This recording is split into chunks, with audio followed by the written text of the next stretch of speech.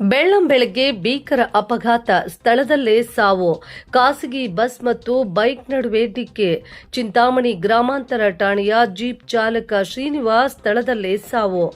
ಎಂದಿನಂತೆ ಕೆಲಸಕ್ಕಾಗಿ ಠಾಣೆಗೆ ತೆರಳುತ್ತಿದ್ದ ಶ್ರೀನಿವಾಸ್ ಚಿಂತಾಮಣಿ ಚಿಕ್ಕಬಳ್ಳಾಪುರ ರಸ್ತೆಯಲ್ಲಿ ನಡೆದ ಅಪಘಾತ. ಶಿವಶಂಕರ್ ಟ್ರಾವೆಲ್ಸ್ಗೆ ಸೇರಿದ ಖಾಸಗಿ ಬಸ್ ಇದಾಗಿದೆ.